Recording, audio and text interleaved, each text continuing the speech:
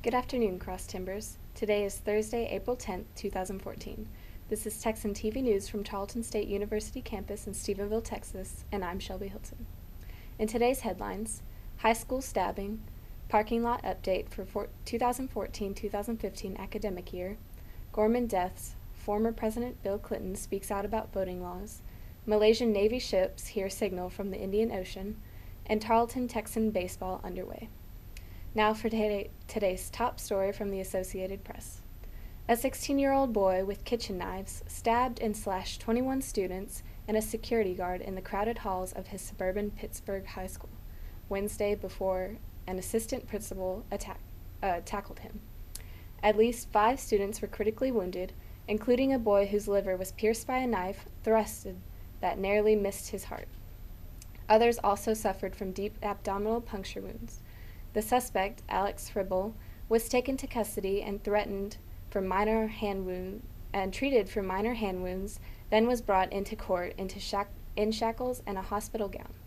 Fribble was charged with 4 counts of attempted homicide and 21 counts of aggravated assault.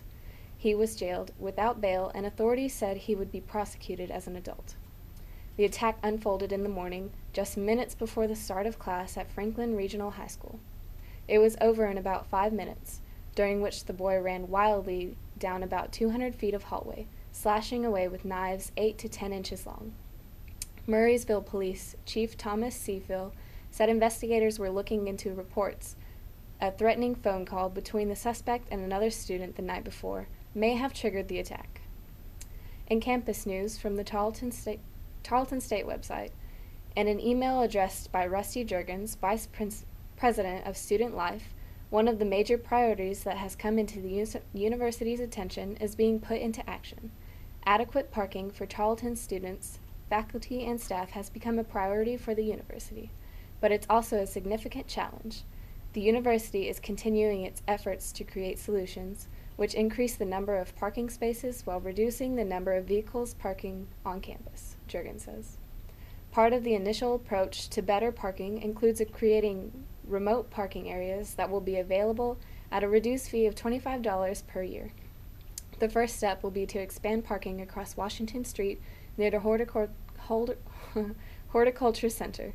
Another part will be to expand Tarleton's inter-campus shuttle service and begin a shuttle service to students who live in areas such as The Grove, Mustang Ranch, and Oak Tree Apartments. To furnish additional parking and provide shuttle services requires financial resources, which means parking fees will need to be increased from the current fee of $50 to $75. The increased fee will entitle students to an on-campus parking option and continue the reserved lots and spaces for faculty and staff. Another change for students will be paying an annual parking fee instead of a per-semester fee. If approved, this will be the first parking fee increased at Tarleton since 1999. Any additional revenue from the fees will be used to implement further phases of the parking improvement plan, which is expected to include a parking garage structure.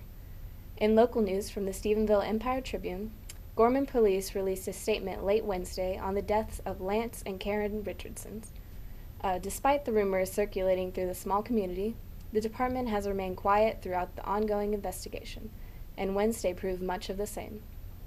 In a brief press release, Gorman police officials said the officers responded to a welfare concern at 123 Rogan Street in Gorman on Saturday, April 5th. Officers made an entry onto the property where they discovered the bodies. The preliminary report states both were killed as a result of apparent gunshot wounds and is believed to be a murder-suicide. Gorman police called in the Texas Rangers to assist in the investigation. Investigators are still waiting on final autopsy reports from the Tarrant County Medical Examiner's Office to release further information. And now for today's Texas and international news from the Associated Press. In Texas news, former President Bill Clinton used the 50th anniversary of the Civil Rights Act to criticize efforts in several states to restrict voting, notably photo identification requirements, saying they threatened to roll back half a century of progress. Clinton spoke Wednesday night during the Civil Rights Summit at Lyndon B. Johnson Presidential Library at the University of Texas at Austin. The library is hosting a 3-day event to mark the anniversary of the landmark 1964 law that banned widespread discrimination against racial and ethnic minorities and women.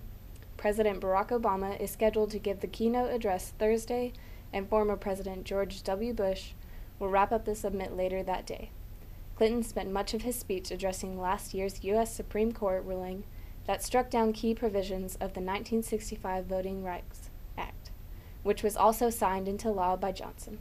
The ruling allows several states with a history of discrimination voting laws, mostly in the South, to change election laws without federal approval. Clinton noted laws in at least 10 states that require voters to present photo identification to cast ballots. Supporters of the measures, mostly Republican conservatives, contested that the ID check protects against fraudulent voting and thus helps build trust in government. Critics see them as a way of discouraging the kind of voters who lack picture IDs and might more likely be to support Democrats. In international news, after a Malaysian Navy ship heard more signals from deep in the Indian Ocean, the head of the search for the missing Malaysian jetliner said Wednesday that he believes the hunt is closing in on the final resting place of Flight 370.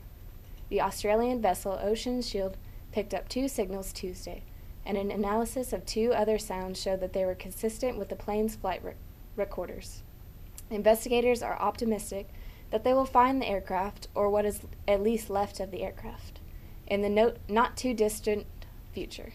Finding the flight data and cockpit voice recorders soon is important because their locator beacons have about a battery life of a month, and Tuesday marked 1 month since Flight 370 vanished March 8th en route from Kuala Lumpur, Malaysia, to Beijing with 239 people aboard. If the batteries fail before the recorders are located, finding them in such deep water, about 4,500 meters or 15,000 feet, would be difficult if not impossible. Investigators believe we are searching in the right area, but they need to visually identify aircraft wreckage before they can confirm with a certainty that this is the final resting place of Flight 370. The search zone has been narrowed to its smallest area with 22,364 square miles of ocean that extended from 1,417 miles northwest of Perth. The Ocean Shield would continue to draw the pinger across the northern end of the zone, while the British ship HMS Echo and China's Hagzulan 1 were using underwater acoustic equipment to search the southern end of the same zone. The center's statement did not say whether any further sound had been heard since Tuesday. In sports news from the Tarleton Sports, the Tarleton State Texans snapped a 4-game losing skid with a 5-4 non-conference win over Arlington Baptist. The Texans, 18-16, and Patriots exchanged lead 5 different times, but Tarleton came through in the top of the 7th inning, with 3 runs, and then held Arlington Baptist to just 1 more run en route to the road win. Tarleton's Luke Slintz scored an error on the top of the 7th inning, which gave the Texans the lead for good.